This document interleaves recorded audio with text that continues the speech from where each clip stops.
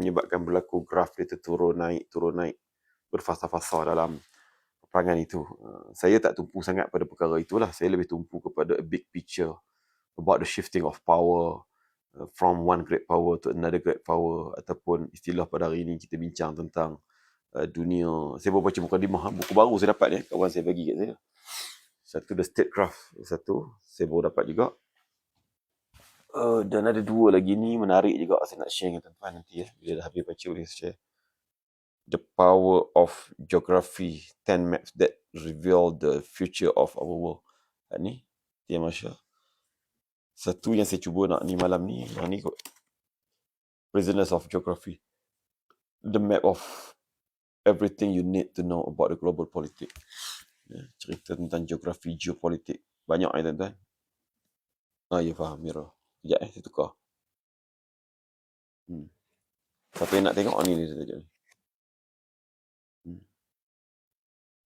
Siapa nak screenshot ambil ni, nanti cari kat kedai. Saya tak baca lagi. Saya baru nak baca tentang Australia dan Iran. Segi peta, segi apa semua. Betul ke ada kemungkinan bekanan petrol terhad pada bulan ni? Saya tak tahu. Saya tidak tahu. Saya tak dengar bekalan petrol. Saya tak tahu. Tak nak jawab lah sebab saya tak tahu. Saya jawab tak betul pula.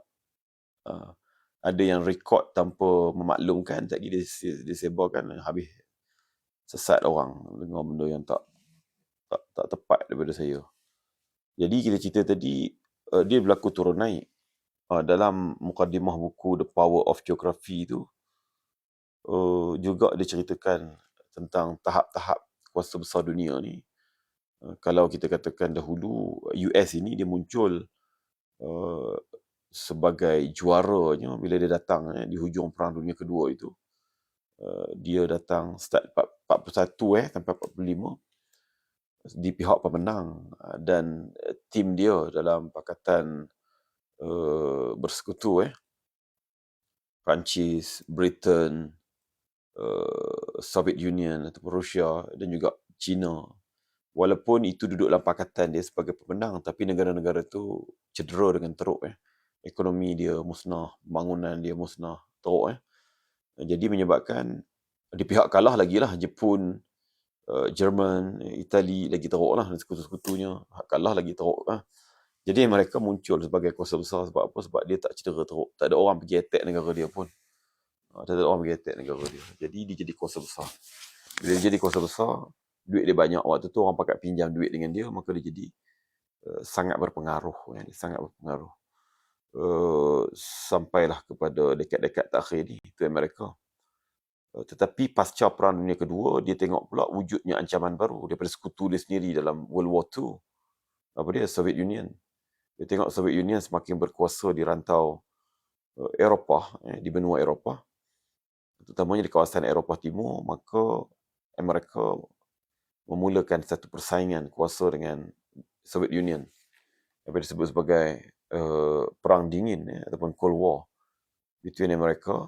Kemudian ditubuhkan beberapa tahun berikutnya, menubuhkan NATO, pakatan tentera-tentera negara-negara barat, utamanya Eropah Barat lah, untuk berdepan dengan Soviet Union pula, diketuai oleh Moskow, Rusia. Berlakulah Perang Dingin. Maka di era itu disebut sebagai bipolar, yang mana dua kuasa besar sedang bersaing, Amerika dengan Soviet Union. Dan pada era tersebut, ni nak pergi tajuk kita bukan dengan Iran ni tuan-tuan. Tuan-tuan nak tanya Iran kan? Kita tengok Warsaw. Okey, terima kasih Din. Din ni lama saya tak perasan, hari ni ada, Alhamdulillah. Tim Masya. Kawan saya punya buku, dia beli, bagi kat saya baca sekejap. Tengok. Jadi bila masuk pada era tersebut, saya baru mula. Don't worry. Okey, bila masuk pada era bipolar itu, sebab apa jadi pencabar? Sebab Soviet Union itu, dia juga dari sudut ekonominya berkembang pada waktu itu. Kalau tidak berlaku sebarang interruption, gangguan ataupun halangan tu, dia boleh jadi kuasa yang kaya. Itu. Kemudian yang keduanya dari sudut teknologi. Persaingan teknologi, penemuan-penemuan saintifik yang kita nampak hari ini dari sudut teknologi ketenteraan Rusia. Tapi pada era tersebut adalah aerospace teknologi. Bila Rusia juga hantar angkasawan dia pergi ke angkasa, Rusia juga melancarkan dia punya satelit dia sendiri, maka jadi saingan kepada Amerika. Jadi semua perkara itu berjaya dibina oleh Soviet Union sehingga dia jadi pencabar utama kepada US. Sebab dia ada duit. Sebab wilayah dia besar. Sebab apa lagi? Sebab rakyat dia ramai. Ini kuasa besar, tuan-tuan. Jadi dalam persaingan untuk menjadi great power ni, saya ulas tadi, saya buat video tadi kejap tadi, sebelum maghrib tadi. Saya ulas apa ditulis oleh Profesor John Mishima ni, buat book review sikit. Secara ringan lah tuan-tuan, taklah serius sangat. Kita target untuk orang awam. Saya sebut dekat situ macam mana John Mishima sebut, nak jadi kuasa besar ni, dia kena kaya, satu. Dan dia ada dua kuasa. Kuasa besar ni, dia mesti kuasa ketenteraan lah. Mana tentera dia boleh kalahkan lawan dia, musuh dia. Itu nak jadi kuasa besar. Great power ni sama ada yang nak jadi the world great power ataupun great power dalam konteks serantau. Amerika dulu dia mula 1850 great power di benua Amerika tu, jadi dia paling berkuasa. Kemudian 1898 baru dia pergi kepada international level, world level, tapi great power jugalah. Jadi nak jadi great power ni dia kena ada dua kuasa. Ke arah menjadi kuasa ketenteraan, dia ada satu lagi dia sebut latent. Saya lupa dah tadi istilah dia. Kuasa terpendam. Apa dia? Iaitu kuasa ekonomi dan juga kuasa, kita sebut sosioekonomi. Dia bukan banyak duit saja, tapi dia kena ada rakyat ramai. Jadi nak jadi kuasa besar ni, dia kena ada rakyat ramai. Population dia besar. Kuasa besar jarang. Negara-negara kecil biasanya negara-negara besar. Sebab apa? Sebab bagi pandangan Profesor John Mishima, tuan-tuan boleh tengok dia punya ulasan berkait dengan Iran war ni. Setiap 2-3 hari sekali ada interview dengan dia panjang lebar. Dia bagi perkembangan. Cukup menarik, tuan-tuan. Ini memang pakar betul. Orang yang mencipta teori. Jadi, dia mengatakan bahawa kuasa besar ni nak tak nak, bila dia nak menang untuk lawan dengan musuh dia, dia mesti mempunyai kekuatan tentera darat. Tak cukup dengan sekadar hebat di sudut kekuatan Air Force, ada dan juga kekuatan Navy, ada kapal besar, ada aircraft carrier, ada kapal selam, ataupun untuk Air Force dia ada dia punya fighter jet. Kalau Amerika terkenal dengan F-35, F-16, F-15, di Rusia pula terkenal dengan Sukhoi, dia pun ada S-35. Dia macam Amerika juga. China pun sekarang tak lari jauh, ada J-10, J-20, J-30. J-30 ada ke? Okay, saya silap J-35 pun. Kemudian dia ada helikopter yang lawan Apache ataupun Black Hawk, dia panggil Z-10. Tu. Dia tak cukup dengan tu saja, tapi perlu kepada kekuatan tentera darat. Sebab itulah Trump faham benda ni, sebab itulah Trump nak turunkan tentera darat untuk kalahkan Iran. Tapi benda tu jadi masalah sebab dia tak mampu sebenarnya. Orang cakap jadi bunuh diri, sebab tu dia bergaduh dengan dia punya panglima tentera darat dia sampai last kali kena pecat panglima tentera darat tu. Jadi ni yang berlaku sehari dua ni, kita kena faham. Jadi nak jadi kuasa besar, pertamanya kalau negara tu kecil, rakyat sikit, tak payah duk berangan lah. Jadi kuasa sederhana cukup lah. Di middle power. Kuat ekonomi, kuat di sudut diplomasi, hubungan, defend diplomasi dan sebagainya, maka negara tu selamat, negara tu ada pengaruh. At least di rantau dia. Macam Korea, Malaysia pun boleh menuju ke situ. Tapi nak jadi great power, population mesti besar. Population besar ni perlu untuk jadi tentera darat. Ketua besar tentera darat dia kena ramai. Itu pandangan John Mishima. Saya agak bersetuju dengan pandangan tu.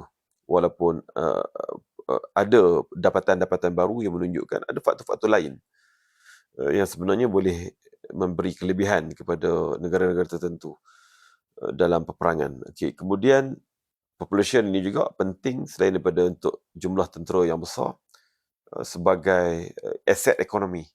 Tuan tahu kan, kita bincang dulu bab ekonomi, bagaimana ekonomi sesebuah negara ini juga dijana oleh apa yang kita istilahkan sebagai domestic consumption. Bila kita membuat pembelian, perbelanjaan dalam negara, itu juga yang akan rolling, yang akan memutarkan kita punya ekonomi. Aktiviti ekonomi kita akan berkembang. Kalau tuan-tuan bekerja dapat gaji, tapi tuan-tuan tak berbelanja, kedai-kedai tak hidup. Perniagaan tak hidup. Jadi dia ada pusingan dia tu. Tuan-tuan tengok apa jadi dengan COVID-19. Walaupun minyak kita dia turun dengan murah sangat, tapi kereta tak boleh berjalan atas jalan raya. Kilang-kilang, syarikat-syarikat banyak tutup, ekonomi tu tak bergerak. Ekonomi perlu bergerak. Jadi itu domestic consumption yang akan menjana ekonomi sesebuah negara. Yang keduanya, population yang ramai juga, rakyat yang ramai juga sebenarnya menjana productivity. Sama ada productivity itu dalam bentuk dia menjadi pekerja, jadi pekerja yang akhir sekali dia dapat gaji, akhir sekali dia berbelanja, ataupun dia juga jadi productivity itu dari sudut dia membuat penghasilan, dia bayar cukai pada kerajaan, itu pun juga sumber. Ataupun mereka menjadi tenaga-tenaga pakar, skill workers, engineer ke apa, ke doktor ke apa semua ke, yang juga menjana pembangunan ekonomi sesebuah negara. Tapi kalau rakyat sikit sangat, ekonomi pun tak boleh terjana dengan faktor productivity di atas jumlah population tadi. Askar pun tak boleh kuat, tentera tak boleh kuat sebab army dia tak boleh kuat. Itulah dilema yang berlaku kepada Israel sehari dua ni tuan-tuan, dan tuan-tuan nak faham. Yang sampai dia nak kena perang dengan Iran, nak kena dengan apa ni, itulah dilema dia. Sebab apa? Sebab dia tahu dia tak boleh jadi negara kecil. Dia kena jadi hegemoni kuasa besar. Sebab tu dia buat the Greater of Israel. Target nak buat negara besar. Tapi menuju ke situ, negara yang dia baru tubuh itu pun perlu jadi negara yang besar dari segi jumlah population dia, rakyat dia. Tapi sampai hari ini dia tak berjaya. Saya tulis dalam buku saya ni, tunjuk ke? Bab berapa tuan-tuan? Bab 2, 3, 4. Naik beg kuning lah. Tuan boleh ambil kat sini. Jadi saya tulis ni bagaimana sebelum negara tu ditubuhkan secara rasmi dulu, apa yang dia buat ialah dia tahu bahawa kelompok Zionis Yahudi ini adalah terlalu minoriti. Nak jadi sebuah negara, maka dia perlu majority. Belum cerita big population lagi ni. Saya tulis dalam bab. Jadi dia perlu kepada big population. Dia perlu kepada rakyat majority. Sebab itulah dia buat Nakbah. Sebelum cerita Nakbah, dia punya strategi Israel ini ialah dia meramaikan orang dia. Orang dia daripada mana? Orang dia daripada Eropah dipindahkan secara paksa ke sana. Dengan berbagai helah, penipuan dan sebagainya. Daripada Jerman, daripada Poland, daripada Russia, Rusia.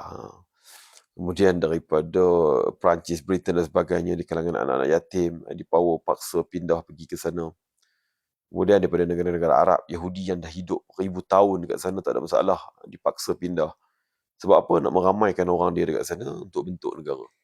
Itu pun bila tahun 1948 dia nak bentuk negara tu, dia belum lagi dapat majoriti. Apa dia buat? 1948 dia buat yang kita selalu cerita Nakbah. Penghalauan. Jadi tambah orang dia, halau penduduk sedia ada. Berapa ribu? 700 ribu dihalau. Majoriti 300-700 ribu tu. Hilang tanah mereka. Jadi bermula pada saat itu. Ada dah. Siapa nak ambil boleh dah ambil dah tu. Ada. Saya buat flash sale lagi. Macam biasalah bagi tuan-tuan perasan sikit. Jadi, waktu saya catat tu macam mana dia paksa orang Yahudi. Mizrahi. Yahudi Arab. Duduk di negara-negara Arab ni pindah. Puak-puak tu tak nak pindah sebab dia dah duduk dengan orang Arab, dengan orang Islam. Dah lama. Tidak ada masalah apa pun. Tidak ada masalah. Tiba-tiba dipaksa pindah ke sana yang bukan tanah mereka. Bila mereka berdegil, apa yang berlaku? Dilakukan ugutan. Diletupkan rumah-rumah ibadah mereka, pusat-pusat perniagaan mereka. Sehingga last kali mereka tengok tak ada masa depan dekat Baghdad. Antara contoh, saya tulis dalam buku ni. Bab berapa? Bab 4 ni. Akhir sekali daripada situlah mereka paksa pindah untuk meramaikan. Jadi balik kepada cerita nak jadi kuasa besar tadi, rakyat kena ramai. Tapi Israel rakyat tak ramai. Jadi dia buat lagi beberapa kali peristiwa Nakbah ini, penghalauan, ethnic cleansing dan sebagainya. Nak jadikan orang dia majoriti. Yes, dia dapat majoriti, dia 7 juta, Arab tinggal 2 juta dalam negara yang disebut sebagai Israel, disebut negara haram. Tapi apa jadi, dia tetap kecil kerana apa? Di atas tanah sedia ada itu, adanya penduduk Gaza 2 juta lebih, adanya penduduk tebing barat sekitar 3 juta kalau tak silap saya, campur dengan Arab Israel yang jadi warga negara, iaitu mereka yang tak terkeluar pada tahun 1948 itu, 2 juta, maka total ada 7 juta. 7 juta dengan orang Yahudi cari 7 juta, makna kedudukan itu masih lagi tergugat. Sebab itulah bila ada peluang dengan apa yang berlaku di Gaza, dihentak cukup-cukup Gaza dengan harapan dia Gaza itu dapat dibersihkan. Ethnic cleansing. Jadi 2 juta lebih itu dihalau keluar pergi ke Semenanjung Sinai bila dihentak teruk-teruk. Tapi tak berlaku. Jadi dalam masa yang sama, dia nak jadi kuasa serantau, hegemony to the Middle East. Dia dulu dia berperang dengan Egypt dan juga negara-negara Arab. Kemudian habis cerita tu, dia berperang pula dengan banyaklah Iraq, Libya apa semua tu. Jadi banyaklah masalah yang timbul di rantau Timur Tengah sehinggalah mutakhir ini sejak 28 Februari yang lalu perang dengan Iran yang dia mulakan bersama dengan mereka itu tujuannya adalah sebab nak jadi great power, nak jadi hegemony, nak jadi kuasa di rantau Middle East itu. Tapi dalam apa yang dikarang oleh Profesor John Mashburn, hidup lagi Profesor John Mashburn ni, dia profesor di Chicago University dalam bidang sains politik, dalam bidang hubungan antarabangsa. Bila dia tulis tuan-tuan dalam kajian dia, dia kata memang kalau population kecil, potensi nak jadi kuasa besar tu tak ada.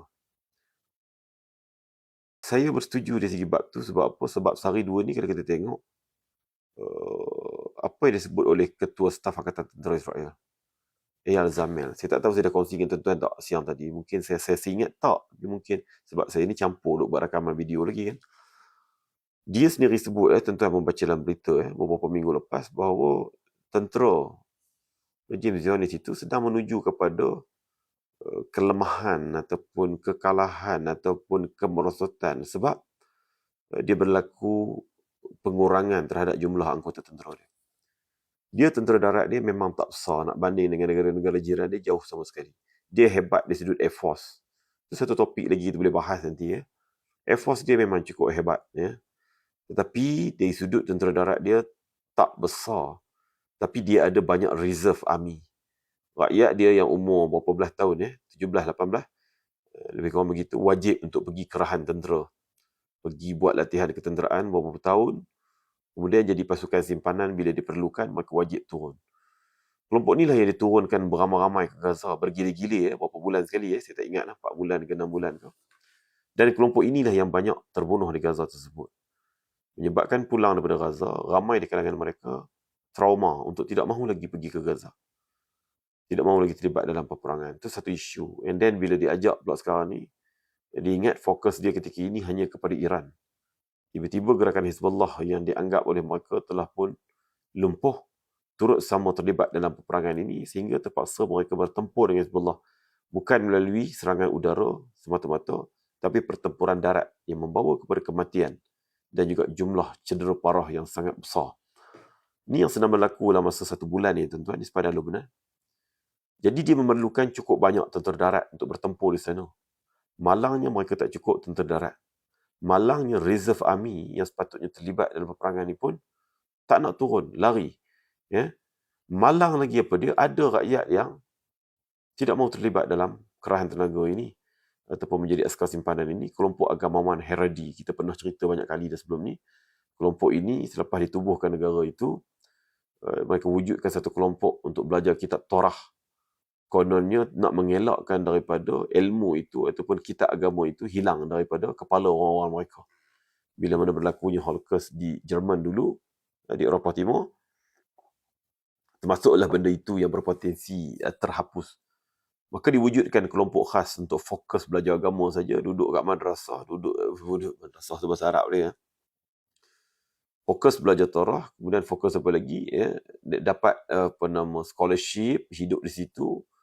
Tetapi yang paling penting, mereka dikecualikan terlibat untuk menjadi tentera simpanan. Tak payah pergi. Masalahnya dulu ada dalam 7-8% saja rakyat yang terlibat dalam pengajian itu. Tetapi sebelum daripada 2023 berkembang jadi 17%. Katanya dah lebih 20% ketika ini. Maknanya apa? Boleh jadi sebahagiannya bukan nak belajar agama sungguh, tapi lebih kepada nak melarikan diri daripada terlibat dalam peperangan. Mereka pun tak nak perang.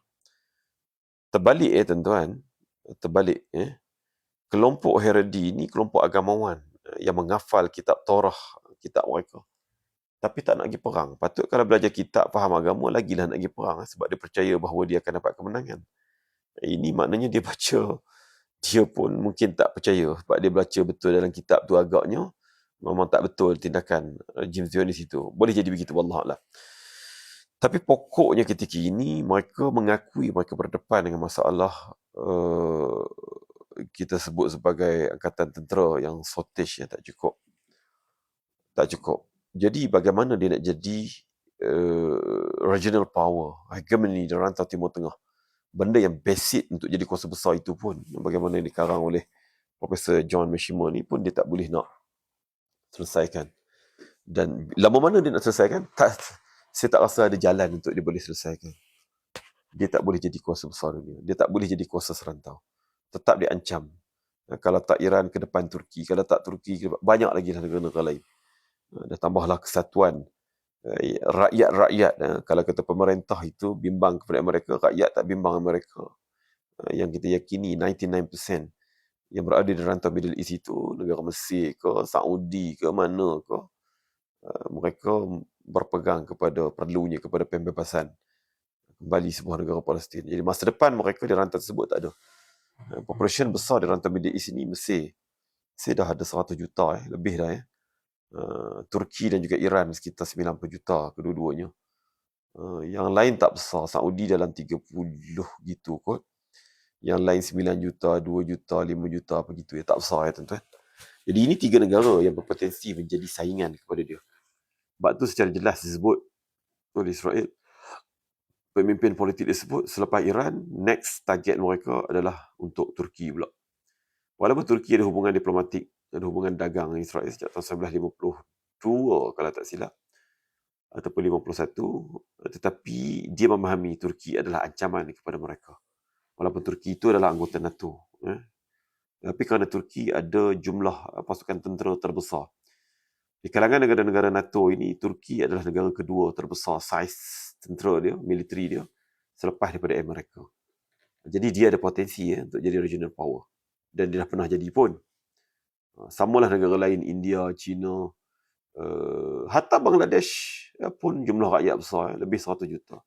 Ke dah 200 juta. Pakistan, sekitar 200 juta. Mana lagi? India banyak, 1 bilion lebih. Jadi semua itu beza dari sudut population. Sebab itulah kalau kita tengok, selagi mana dia boleh mempergunakan Amerika, digunakan Amerika untuk melakukan peperangan ini. Digunakan Amerika untuk melakukan peperangan ini kerana dia tidak ada upaya untuk berperang bersendirian. Dia boleh menggunakan pesawat, fighter jet dia untuk menembak sana sini. Dia punya senjata yang melibatkan angkatan tentera udara dia. Tapi untuk sampai tawan mana-mana negara, dia tak ada kekuatan di sudut ground, army, dia tak ada, dia kecil sangat. Sekarang ternyata dia tak cukup tentera dan dia berdepan masalah di sepadan Lebanon. Jadi kebergantungan dia kepada Amerika tu sampai bila persoalan dia? Sampai bila? Sampai bila? Jadi itu satu persoalan yang kita sedang yang mereka berada dalam dilema pada ketika ini. Jadi sebab apa attack Iran waktu ni? Adakah kerana benar-benar confident? Kita boleh pecahkan daripada kedua-duanya. Boleh jadi dia confident sebab dia silap baca. Bila dia berjaya membunuh Ayatollah Said Ali Khamenei, pemimpin tertinggi negara, maka sangkaan dia akan boleh dapat kemenangan dengan segera. Tetapi dia tak tahu bahawa Iran itu tidak sebegitu. Dia sebuah civilization. Terbunuhlah beberapa orang pemimpin pun tidak memberi satu jaminan negara itu jatuh. Jadi boleh jadi dia silap baca bahawa dia akan dapat kemenangan. Tapi tak dapat. Okey. Ataupun sebenarnya dia tahu. Bacaan dia betul. Dia tahu memang Iran dia tak boleh kalahkan dengan mudah. Tapi sebab apa? Sebab apa? Oh my God. Sebab apa dia kita katakan pergi juga dalam peperangan ini kerana dia merasakan this is the right time and the only time that have to use United States of America untuk paling tidak pun downgrade kekuatan Iran, melemahkan kekuatan Iran. Itu bacaan saya. Saya rasa boleh jadi begitu. Kalau Trump tu memang dia tak membaca lah. Trump memang dia tak baca lah tuan-tuan. Trump dia tak baca tajuk tu. Dia seronok. Netanyahu datang, dia puji dia. Kalau hang serang sekarang, memang jatuh dah kerajaan ni. Kami dah detect dah. Macam saya cerita pagi tadi lah.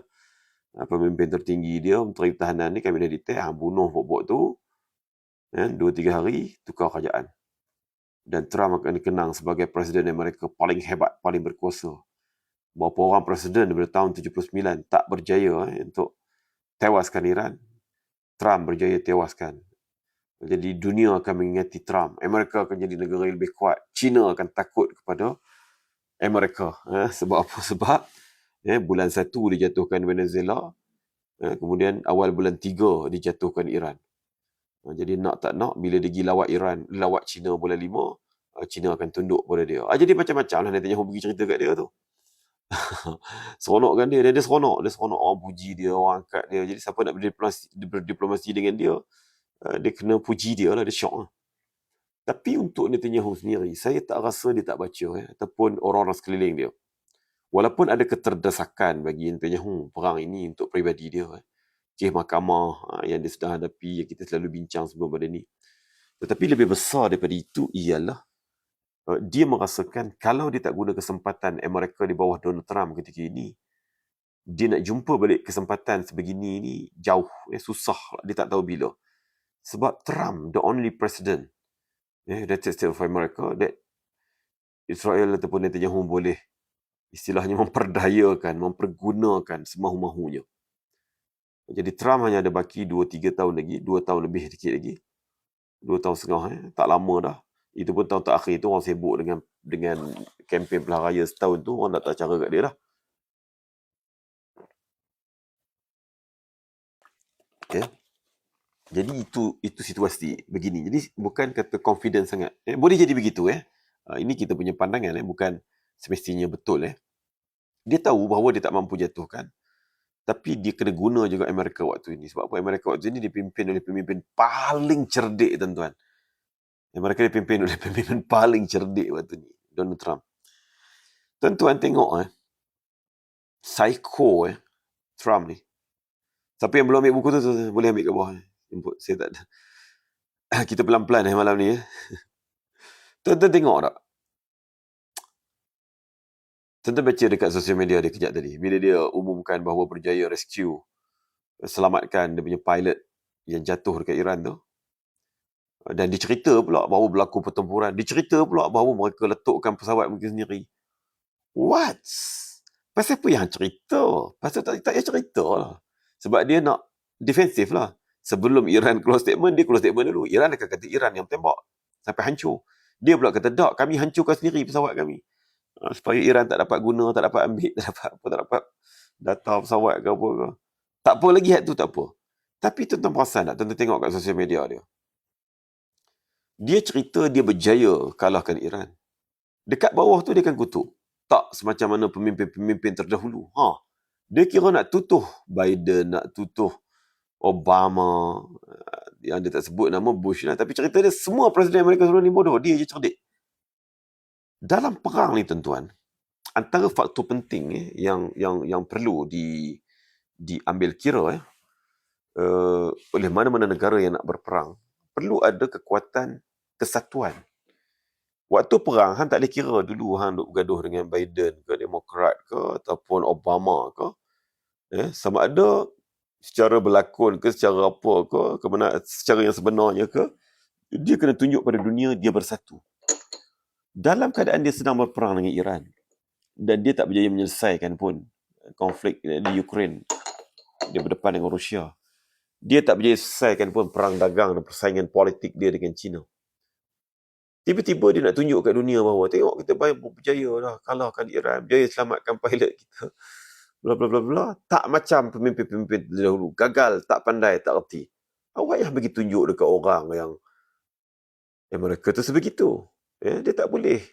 Jadi bila ditunjuk kelemahan sesama dia, walaupun benda tu hanya makian dia, tetapi dia menunjukkan bahawa mereka itu tidak unite, tidak bersatu, tak kuat. Mereka berpecah sesama mereka. Jadi dia masuk perang pasal nak jadi hero Amerika. Bukan sebab nak menang tara mana pun. Sebab nak tunjuk dia lagi power daripada Obama. Dia lagi hebat daripada Joe Biden. Pasal apa nak kena jadi macam tu? Jadi psycho Muhammad ni. Memang saya okey tuan-tuan Trump jadi macam tu. Dia guna populariti dia, dia guna social media ni, kawan kita guna ni pun. Dan berbagai cara lagi dalam kempen dia 2017 dulu, kali pertama. Kemudian 2024 kali kedua. Tahun lepas kat Sumpah. Dan walaupun istilah ada orang sebut stupid tu dekat dia, bodoh tu dekat dia, tak cerdik tu dekat dia, psycho tu dekat dia, saya tak ada masalah pun sebenarnya. Yang saya peliknya satu, yang memilih dia. Ni bukan cerita nak blame negara tu ke apa. Ada lagi 2 minit siapa nak ambil flash sale RM32, rasa 35. Dia bukan kita nak mengutuk, mengeji perli negara. Dia sebenarnya pelik macam mana majoriti memilih dia. Tuan-tuan kena ingat, penggal pertama dia menang macam biasalah. Parti merah dengan parti biru di Republican tu merah. Biru itu Demokrat. Demokrat banyak menang di kawasan bandar, dia di kubu dia. Republican pula banyak menang di luar bandar, dia di kubu dia. Boh lah siapa jadi calon pun, dia ada beberapa negeri tu yang wajib. Negeri yang jadi pemboleh ubah ini, yang membawa kemenangan ni, negeri separa bandar ke, begitulah lebih kurang. Jadi kali ni tuan-tuan, kemenangan dia terlalu besar. Bukan pasal orang kampung je undi Donald Trump. Kali ni orang bandar pun banyak yang undi Donald Trump. Orang yang duduk di pinggir bandar, separa bandar pun banyak undi Donald Trump. Maknanya apa? Orang cerdik pun ada undi Donald Trump. Hello, America is the most developed nation in the world. Okay, dengan makna bukan sekadar ekonomi dia terbaik, kekuatan tentera dia terbaik, tentulah rakyat dia paling educated seluruh dunia. Rakyat yang berpelajaran paling hebat di dunia adalah Amerika. Takkan rakyat berpelajaran macam tu tuan-tuan boleh pilih satu orang pemimpin macam Donald Trump. Tengah perang lagi duk tunjuk hampa berpecah sesama sendiri dalam negara. Takkan jadi macam tu. Okey, pasal apa saya sebut benda ni tuan-tuan? Perkara itu memberi satu signal, memberi isyarat kepada kita dan kepada dunia. That is the United States of America. Itulah dia gambaran Amerika pada hari ini tuan-tuan. Tuan-tuan kena ingat, sesebuah negara ni jadi kuat, jadi kuasa besar, jadi hebat dan sebagainya. Dia tak terletak kepada pemimpin negara itu semata-mata. Tapi dia letak juga kepada rakyat negara tersebut. Kepada population dia. Lagi besar population dia, lagi besar population dia yang berpendidikan, lagi hebat negara tersebut. Sebab apa tuan-tuan? Sebab sebarang polisi-polisi negara, perubahan-perubahan, dasar-dasar yang dibuat oleh pemerintah, undang-undang baru yang dibuat oleh pemerintah yang nak kuatkan negara, dia tak boleh dilaksanakan dengan berkesan kalau rakyat yang ramai itu dari segi culture-nya dia tidak boleh menerima benda tu. Dia tak boleh, tuan-tuan. Tuan-tuan, contohlah kan, ada negara yang haramkan merokok di kedai-kedai makan. Ada undang-undang tu, tapi boleh praktis tak? Tak boleh. Pasal apa? Pasal memang orang dia akan marah. Pasal apa?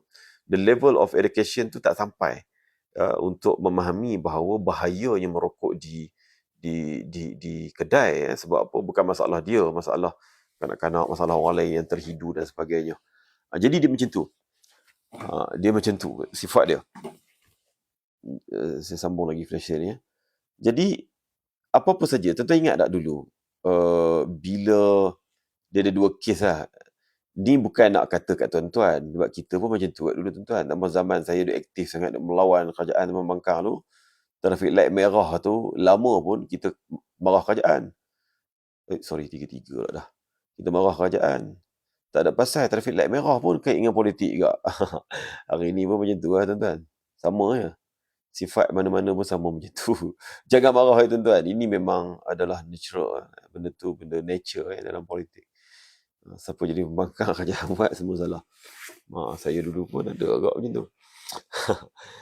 Okey, kita balik kepada cerita Amerika tadi. Tuan-tuan tengok waktu saya nak ambil yang mudah faham dulu. Waktu Khairi masa tu saya tak pasti dah jadi menteri ataupun mula jadi menteri, tapi dia ketua pemuda UMNO lah masa tu. Ni not the promote politik tuan-tuan, saya tak promote kat sini. Waktu dia sebut, dia kata kita kena menuju kepada cashless.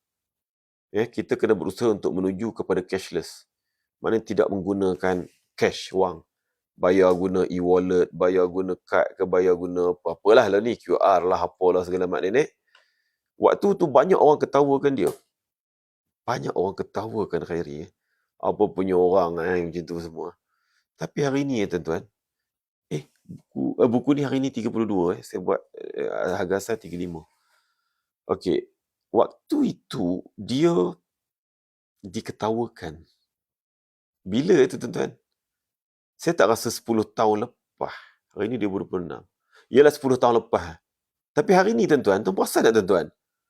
Penggunaan cash ini dah terlalu limited dah dalam negara kita ni. Sampai orang jual goreng pisang, jual kopok lekor tepi jalan pun dah pakai QR code, dah pakai e-wallet, dah pakai Alipay ke, kalau pakai Cina punya tu, ataupun pakai Touch and Go e-wallet dia tuan-tuan. Tuan perasan tak sekarang ni? Tapi hak gelak kat Khairi 12 tahun lepas, 10 tahun lepas tu, dia pun tak ingat dulu diketawakan kat Khairi. Contoh begitu nak ceritanya apa? Khairi tak salah. Orang ketawakan dia tu pun taklah berapa salah. Sebab apa? Kita not well educated tentang perubahan dunia yang dah beralih kepada istilah tadi, cashless tadi, tidak menggunakan cash. Kemudian ketika mana satu negeri, saya tak ingat negeri mana mula dulu, Melaka dulu ke Selangor dulu, memulakan hari-hari tertentu tak boleh guna beg plastik di shopping mall. Kalau siapa nak guna juga kena bayar 20 sen. Orang marah, orang cakap masa tu ni lah nak siksa rakyat lah apa. Lepas tu Melaka buat pula kot. Lepas tu faham banyak negeri lah. Kali ni satu Malaysia semua dah mula pergi kepada tidak mengguna plastik. Hari ni orang dah mula terdidik.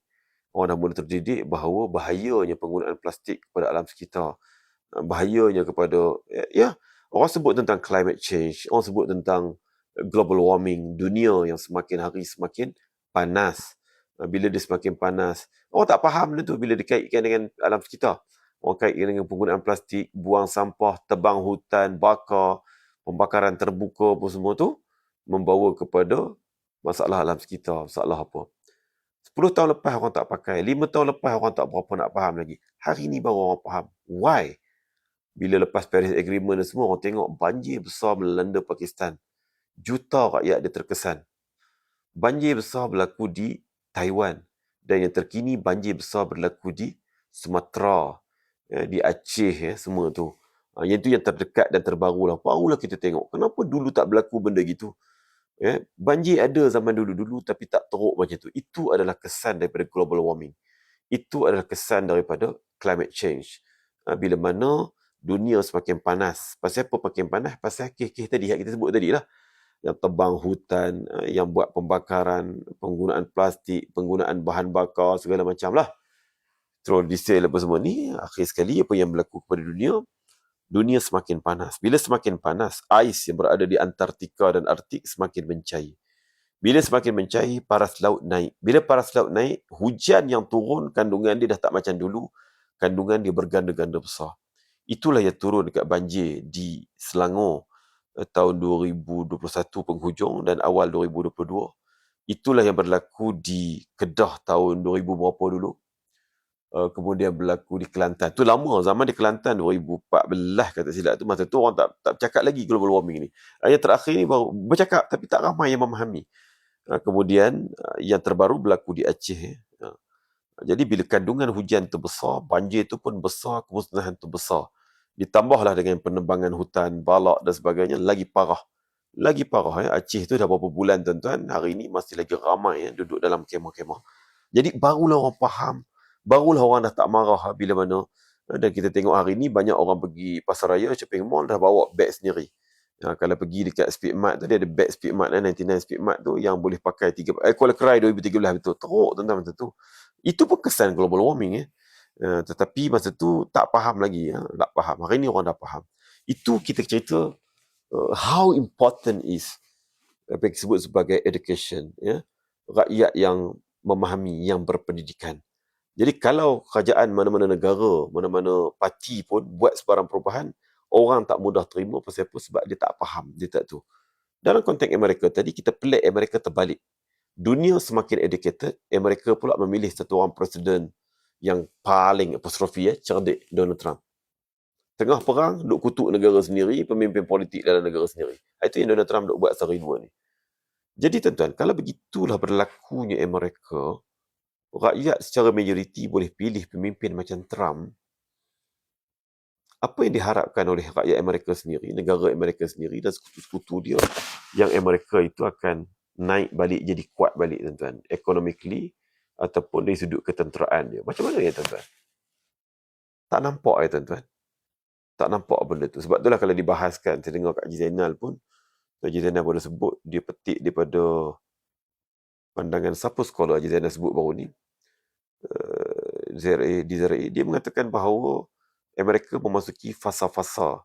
Ya, fasa awal dulu pejuang kemerdekaan dia, yang berperang, yang fight dengan Perancis, dengan British, dengan Spain apa semua, sehingga tertubuhnya negara Amerika, 50 states itu.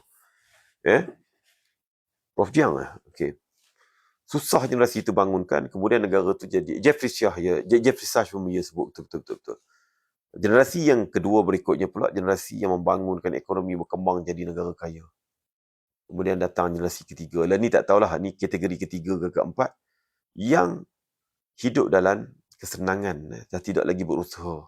Jadi orang yang malas, jadi yang tak nak berusaha. Sampai kita katakan, tuan-tuan tengok bila Trump naik live, Trump punya kereta daripada KLA nak pergi ke KLCC hari itu. Tuan-tuan ingat tak tuan-tuan? Yang heboh di Amerika. Dia tengok kita punya jalan raya, lebuh raya Max, sangat cantik, sangat bersih, sangat apa. Ya. Orang dia kata, ish, ada ya dekat dunia ni negara macam tu. Tuan-tuan bayang tuan-tuan. Yes, negara dia maju, tapi pengetahuan terhadap dunia luar tu bermasalah. Sedangkan di Malaysia ni, Max Highway is not the best highway. For me, bukan saya kata saya petik mana-mana. Banyak lagi highway canggih-canggih. Tuan-tuan tengok kat persimpangan Damansara tu, berapa tingkat tu yang lepas sikit daripada Wan Utama tu. Satu nak kena pergi Penchala, satu nak kena pergi mana. Tu berapa lapis tuan-tuan? Tak banyak negara ada berlapis-lapis macam tu. Kat Malaysia ada tuan-tuan. Yang satu lagi hebat daripada kan. Ya, dia bersambung dengan dash jugalah. Dia bersambung daripada bawah tu jalan lama, jalan LDP. Itu ada dash kat situ, ada Penchala Link kat situ, ada tu bertingkat-tingkat tu. Tuan-tuan tahu tak tu? Simpangan dekat Penchala tu kan. Itu pun hebat. Mana lagi hebat? Highway yang baru ni Duke berapa? 3, 4 ke 5. Dia nama baru dia apa? Yang di situ SPE. Betul tak SPE? Setiawangsa Pantai Expressway. Ya kan? Yang saya paling sukanya naik daripada mana? Tuan-tuan datang daripada Belah Sungai Besi, naik daripada sana. Kemudian lalu ke atas, tuan-tuan akan nampak menara 118 sebelah kiri. Depan tu akan nampak menara TRX. Itu akan nampak apa lagi? Akan nampak the whole KL lah lebih kurang. Itu hebat ya tuan-tuan. Saya ambil kawan saya daripada Jakarta tahun lepas. Sengaja saya lalu jalan itu. SPE. Sengaja lalu sebab nak tunjuk. Itu lagi hebat kalau orang mereka tengok. Jadi tuan-tuan bayangkan. Negara dia maju. Negara dia hebat. Tapi tak semua rakyat tu terbuka kepada dunia luar. Jadi bila tuan-tuan tengok, dia tengok highway Max tu pun dia rasa macam hebat sangat dah. Dia tak tengok lagi highway yang lain yang ada kat negara kita. Itu negara kita. Apa jadi dengan negara macam China ni dengan speed train sampai 40,000 km disambung semua sekali. Sekarang pula dah bukan pergi speed train yang biasa tuan-tuan. China tengah bina sekarang ni yang duduk dalam apa dia panggil istilah dia? Duduk dalam gelong tu, Hope tu. Jadi budak Malaysia daripada UMP, Universiti Malaysia Pahang dah terlibat dalam pembuatan tu. Jadi yang rail dia tu, yang dia punya tayar tak sentuh rail tu, bergerak berapa kilometer. 800 km sejam, 10,000 km. Bukan subway, dia panggil apa? Hyperloop. Yes, Hyperloop. US sebut nak buat Elon Musk semua tapi tak buat. China dah buat, dah test. China dah buat dah test. Dia buka tahun depan ke tahun satu lagi ke, tapi dia dah test. Berapa kilometer dia akan pergi tu. Yang sekarang saya duduk naik biasa sini 350 400 km sejam tu biasa. Daripada Beijing ke Tianjin, jarak kalau perjalanan naik kereta 2 jam lebih. Tapi naik speed train, order Americano, tak dan habis, tak dan sejuk, duduk suam-suam pergi dah sampai. Jadi nak cerita je rakyat dia tak tahu bahawa dunia luar daripada Amerika tu sedang berkembang dengan sangat pesat dan negara dia banyak dah tertinggal dalam hal tertentu. Jadi daripada rakyat yang begitu tuan-tuan yang boleh pilih Donald Trump, after Donald Trump, selepas Donald Trump, siapa saja jadi presiden, katalah dapat presiden yang lebih cerdik. Macam mana dia nak implement polisi-polisi baru yang boleh mengangkat Amerika duduk di kekuatan yang lebih hebat? Kalau rakyat yang ada tu rakyat yang sebegitu, yang tak boleh terima polisi baru kerajaan. Jadi parah tuan-tuan. Jadi tak peliklah tuan-tuan. Memang bila kita baca dalam mana-mana sejarah kuasa besar pun, putaran tu akan berlaku. Dia akan berdepan dengan fasa kemerosotan, kejatuhan dan sebagainya. Kalau nak dikira Amerika bermula jadi kuasa besar, terutama di rantau benua Amerika itu sendiri adalah 1850. Dianggap sebagai kuasa dunia 1898. Great power dalam konteks kuasa serantau tu 1850. Sampai tahun ni maknanya dia sudah pun 176 tahun. Ataupun 178. Jadi dia hanya ada dalam 20 tahun lebih je nak genap 200 tahun. Ada yang mengatakan bahawa kuasa besar ni pusingan dia adalah 200 tahun. Dia 200 atau lebih sikit lah, 210, 215. Dia tak boleh pergi lebih lagi pada tu. Pusingan dia akan berdepan dengan pusingan dicabar dan dia akan merosot kekuasaan dia. Ni yang kita tengok sehari dua ni. Saya nak pergi big picture sikit supaya kita boleh memahami. Bukan sekadar tengok helikopter kena tembak jatuh, pilot jatuh, kemudian diselamatkan, cerita Selat Hormuz, kapal tu lepas, kapal ni tak lepas. Dia tak habis kat situ. Ada benda besar yang kita kena pelajari. Jadi sebab tu dalam konteks kita di negara kita dan negara-negara di rantau ni pun, kita kena ada kesedaran dari segi bab tu. Sebab kita tak boleh kuatkan negara kita, tak boleh kuatkan syarikat kita tanpa kita memberi fokus kepada proses pendidikan pelbagai bidang. Itu kita ulang banyak kali sebut. Proses pendidikan kena buat tuan-tuan. Tarif tu dah batal tuan-tuan. Mahkamah, kita Federal Court, dia Supreme Court telah pun membatalkan tarif Trump tu sebab bertentangan dengan undang-undang. Undang-undang yang diguna tu bukan kuasa dia. Dia tak ada kuasa untuk buat benda tu. Cerita tu dah habis. Jadi tuan-tuan bayangkan, dia kena checkmate dalam negara dia sendiri. Dia nak minta bukan cerita tarif, satu lagi ni apa nama, faedah diturunkan. Dia punya governor bank negara dia tak sebut governor lah, dia sebut federal chairman to the Fed. Tak setuju. Jadi dia banyak kena checkmate dalam negara dia sendiri. Jadi macam mana dia nak tunjuk kat dunia? Dia sendiri tunjuk bermusuh dengan negara dia.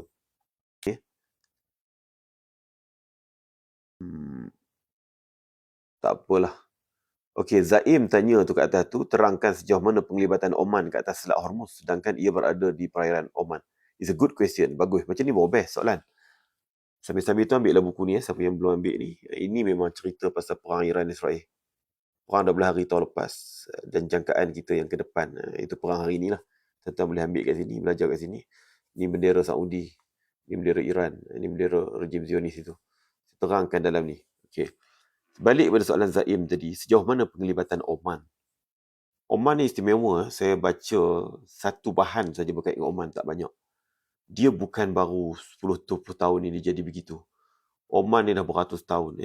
Bukan, maknanya yang duduk di situ itu, mereka adalah orang yang darah mediator, darah orang yang sentiasa jadi jururunding.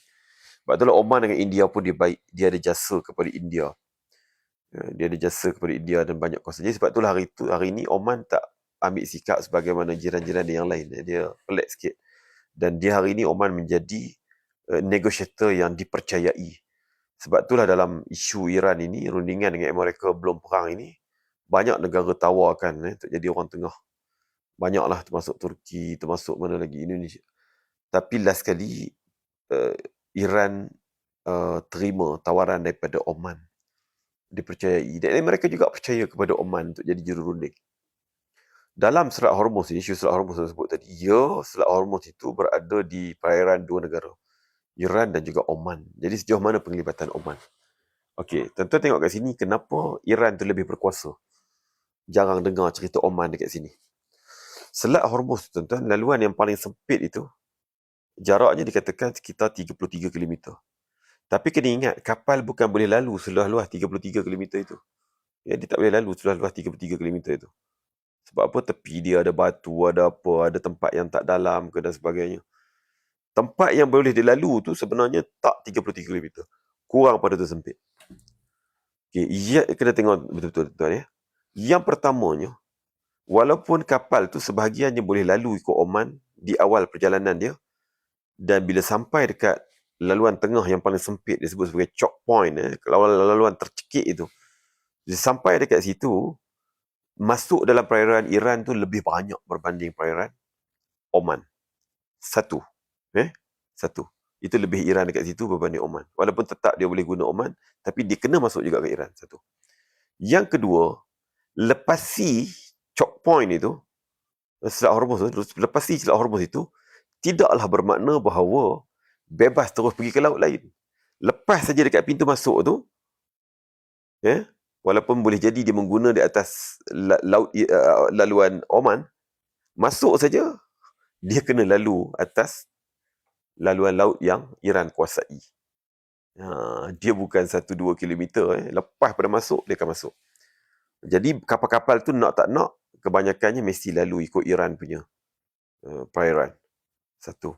Dan apa yang berlaku untuk mutakhir ini, bila mana berlakunya rundingan banyak negara, termasuk daripada Britain, Perancis dan negara barat lah, yang tak bersama dengan Trump, untuk buka Selat Hormuz itu secara force, secara ketenteraan. Mereka ada rundingan, ada tekanan dan sebagainya kepada Iran untuk buka. Iran kata dia sedia buka dengan syarat-syarat baru, peraturan-peraturan baru yang akan kenakan. Saya tak pasti apa peraturannya. Ada yang mengatakan nak kenakan tol lah apa, tak tahu. Ada yang katakan nak berdagang kat situ kena guna yuan. Saya tak pergi detail sebab tu, saya tak pergi check betul maklumat tu. Saya tak kata tak betul, tapi saya juga tak pergi detail lagi dari segi tajuk itu. Tetapi Iran mengumumkan bahawa dia akan buat satu peraturan baru yang dia akan bincangkan dengan Oman. Dan Iran juga katakan Qatar minta nak join sekali perbincangan tersebut. Jadi itulah perkembangan terkini. Si Zaim, apa yang berlaku tu, kedudukan Oman begitu. Kedudukan Oman begitu. Dan tuan-tuan tengok Oman pun, walaupun dia ada di Selat Hormuz itu, negara dia hanya sikit. Dia memanjang. Dia memanjang menghala ke Yaman. Berbanding dengan Iran, sepanjang-panjang laut tu dia. Kalau kata kedudukan saya ni, peta tu sebelah kiri, Selat Hormuz di sini, kiri itu Iran sepenuhnya. Kanan pula daripada Oman tadi, dia pergi sepadan, pergi negara mana? UAE, kemudian dia pergi Saudi sikit, dia pergi Qatar, dia pergi Bahrain, dia pergi Kuwait. Banyak negara kecil-kecil di situ. Iran sepenuhnya belah ni. Jadi kontrol daripada pihak Iran itu adalah lebih besar, lebih berkesan. Terima kasih Zaim atas soalan tadi. Apa lagi tuan-tuan yang kita boleh share? Cerita sikit. Wait. Cerita sikit. Terlepas dah. Ada kemungkinan tak negara-negara Arab akan menghalau US military base di situ?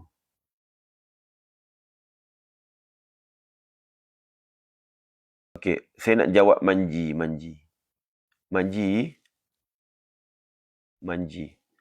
Adakah US sengaja nak serang Iran, nak serang minyak Arab, nak Iran serang minyak Arab supaya Arab miskin dan Israel boleh berkuasa? Okey, good question. Dia macam ni. Mereka ni memang lama mempergunakan negara-negara orang. Saya ada sebut siang tadi dah. Panjang lebar tajuk ni. Yang kita sebut sebagai strategi buck passing. Dia ada pencabar, di rantau itu dia ada Iran, pencabar dia. Dulu dia ada Iraq, Saddam, pencabar dia. Tapi dia tak pergi lawan direct dengan kuasa-kuasa ni, terutama Iran ni. Dia pengguna orang lain. Panjang nak cerita tu sebab siang tadi dah cerita. Saya sekadar nak jawab soalan kawan kita ni. Jadi dalam konteks yang mutakhir ni, dalam konteks tu dia menggunakan negara-negara teluk. Wujudkan ancaman, permusuhan dan sebagainya. Waktu pun kuatkan tentera dia. Maka dia tak payah pergi berlawan. Okey. Soalan tadi macam mana? Lupa dah. Ulang balik soalan tadi. Jadi, okey, adakah dia pun nak melemahkan negara Arab? Okey. Bila dia bagi bantuan ketenteraan, sebenarnya bukan bantu. Dia bagi teknologi dia bagi senjata dia, bina military base dia.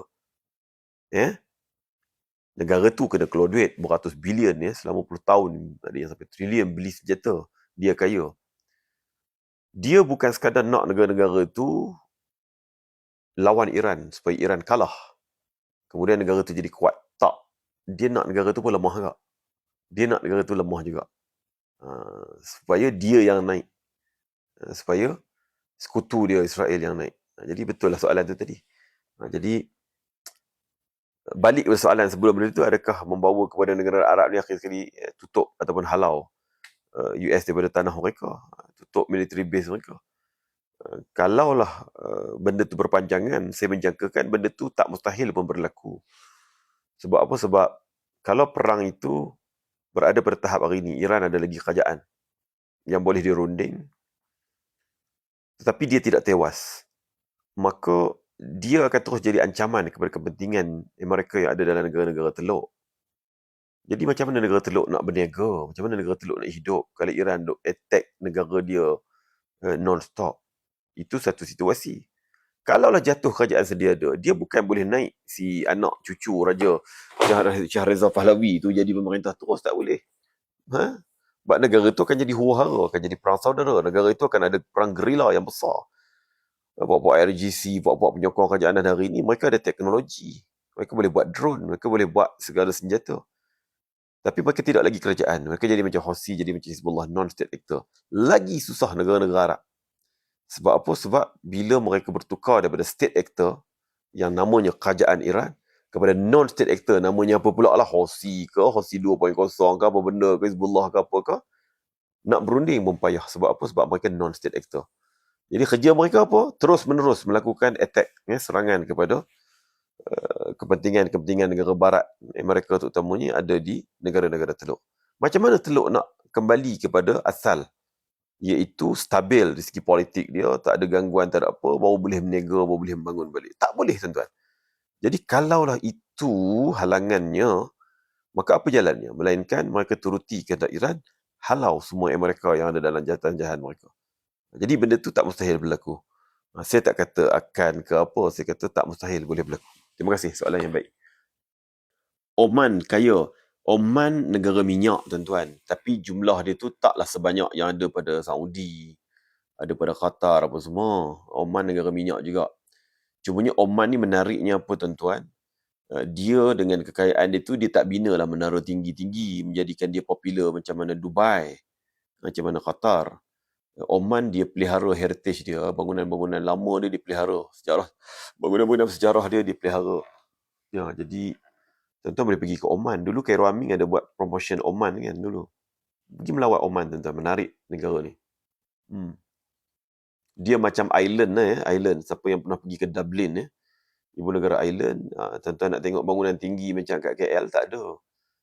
Tapi nilaian mereka bukan bangunan tinggi, dia preserve dia punya heritage, sejarah-sejarah dia. Dijaga. Kuwait dan Bahrain. Kuwait saya tak berapa nak mendalam. Bahrain tu ada potensi.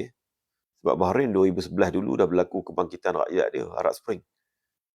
Dia berimpun di jalan raya di ibu negara tu, memang tergugat raja dia waktu tu. Tetapi Saudi bantu dia. Tentera Saudi yang menyeberang pergi ke Bahrain, dia sambung. Dia ada jambatan menyambung dua negara itu. Maka selamatlah raja dia pada waktu itu. Tapi apa yang berlaku sehari dua ini, sekali lagi lah rakyat dia ambil kesempatan. Rakyat dia memang majoriti Syiah. Raja dia raja Sunni. Jadi memang Bahrain dalam bahaya, dan dia pun jadi pangkalan tentera mereka antara yang terbesar, tentera laut, dan juga pangkalan-pangkalan tentera yang lain bagi pihak Amerika. Dan bila Trump ugut, Trump kan dia letupkan, US letupkan jambatan paling tinggi di Iran, berapa 2 hari lepas, dan Trump ugut, itu baru satu jambatan. Dia ugut dalam masa 48 jam ni, banyak lagi jambatan-jambatan yang ada di Iran tu nak diletupkan. Iran pun balas balik, senaraikan jambatan-jambatan yang dia boleh letupkan. Termasuklah salah satunya jambatan yang menghubungkan Saudi dengan mana? Saudi dengan Bahrain. Jadi kalau terputus jambatan itu, anything happen to Bahrain, kebangkitan rakyat dan sebagainya, menyukarkan Saudi untuk membantu lepas pada tu. Sekarang pun tak tentu nak bantu, sebab Saudi pun berdepan dengan cabaran juga.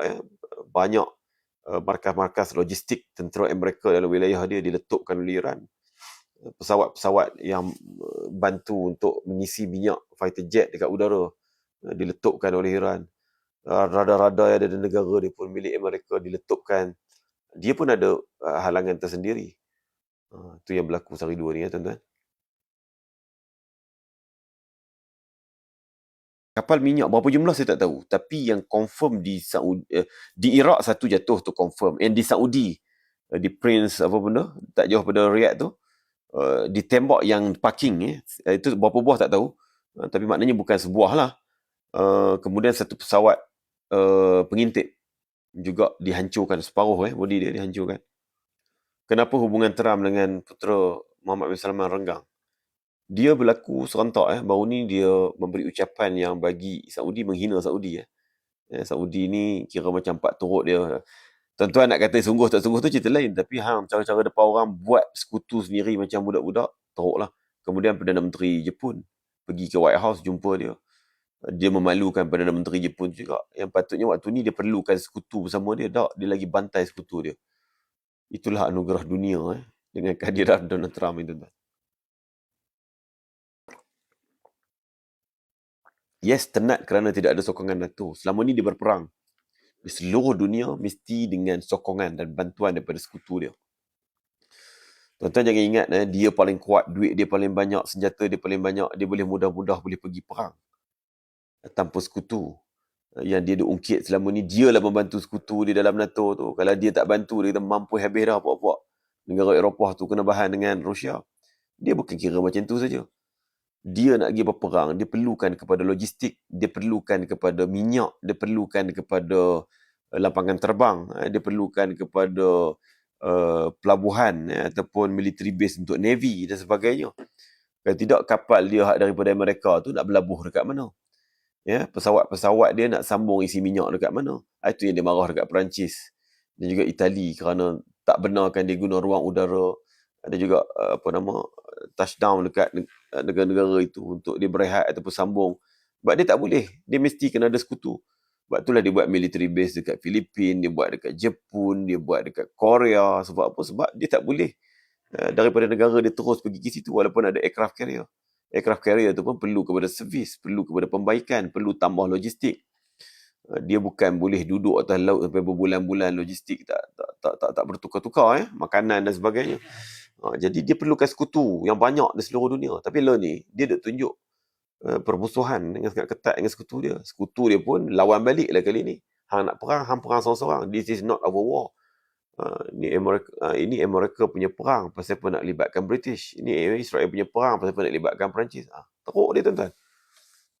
Baik, tuan-tuan. Terima kasih banyak-banyak siapa yang ada malam ni. Kita jumpa lagi di hari lain. Wallahualam. Assalamualaikum warahmatullahi wabarakatuh.